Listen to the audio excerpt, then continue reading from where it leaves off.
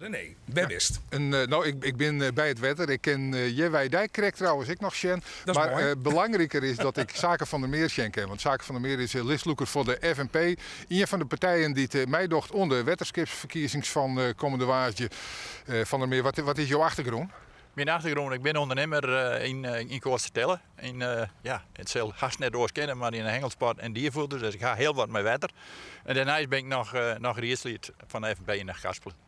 En waarom is het nou wichtig dat de FNP als Fries nationale partij net alleen in de steden, maar ook in het wetterskip vertjintwürdig is? Nou ja, let eens wel wijzen. Het wetter is verschrikkelijk belangrijk voor Friesland. Het is economisch persoon is het ook heel noffelijk dat wij als FNP dus daarbij onwijs kennen en onze punten daar ook niet brengen kennen. Maar waarin wieken je hem dan af van die andere partijen? Nou, wij praten in de campagne net over skeenwetter, maar over gezond wetter. En dat is een wezenlijk verschil, want wij roepen dan ook alle jaar het zelf trouwens, van wie met skeenwetter en dat had te krijgen met de KRW-richtlijn, Europese Wat voor richtlijn? De richtlijn wetter. En die wordt dus opgeleid terug Europa. Nou ja, en dat houdt in dat wij steeds kinder en mooier helderder wetter gaan maken, maar dat is net altijd gezond. Dus? Uw definitie van gezond wetter is wezenlijk oors dan skeenwetter.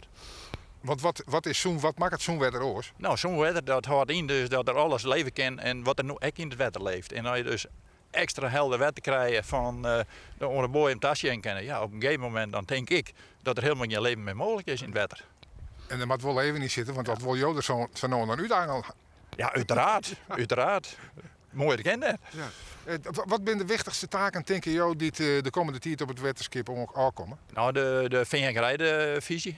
En dat leidt nog een visie van de steden. Nou ja, goed, en die moet nog uitwerken worden. Ja, dat is al die fieste ambtelijk. Je moet even uitlezen, wat is daarin het probleem en wat kiezen jou als oplossing? Nou, wij kiezen eigenlijk voor een oplossing van iets heger wetterpeil. En mocht het zo zijn dat de boeren daar een hele per skeer van hebben, dan ben wij ook nog genegen dus om hun te meten te komen. Maar waarom is het zo wichtig dat dat wetterpeil daar wat hoger is? Nou ja, zomaar naar de natuur, zomaar naar het boetegebied waar een prottenvogels ontbreken. Ik denk dan even aan het wilde middenweg zelf waar ik kom. Nou ja, er zijn hartstikke geen lippen meer. En het had alle te krijgen met het lege wetterpeil. En dat zal in uw betekent toch een stukje omheen maken. Maar dat kan ten koste van het werkje van de boeren. Ja, maar die lippen die kan ik wel een eindje opscoren misschien. En dan kan de boeren haar werk doen. En dat is economisch ook zo wichtig. Ja, maar die lippen die houden van een bepaalde structuur van loon. En net alle loon is geschikt voor de lip. Denk maar nog een eerste loon, dan heb ik hele stuk en dat vroeger dan wel lippen, maar nog helemaal niks meer. En ja, zo kan je wel terug in. Maar het stil een stukje wieter maken. Het wetter moet zonder, dat is een belangrijke opdracht volgens de FNP voor de komende periode. Wat is nog een oorpunt waarvan je zegt dat moet er eigenlijk zijn wieter meidje? Nou, de kosten van onder andere het wetterskip. Nou goed, wij zijn een politieke partij en dat vind ik wel noffelijk. Ik heb dus ook wel collega's van mij van, ja, wie gaan niks met de politiek. Maar ja, als ik wat witter wil bewijs spreken, dat ik met het wetterskip bezig ben, want we dus eigenlijk opleiden door de steden, dan is het wel noffelijk dat je even waarom komen kennen. Dat is altijd prachtig. Het angeltje trouwens mij na? Ja, dat weer wel wat, hè? Ja. Want vis het je genoeg. Ja, prachtig, hè? Zaken van der Meer van de FNP, dank u wel. Ja, dank u wel. Graag gedaan.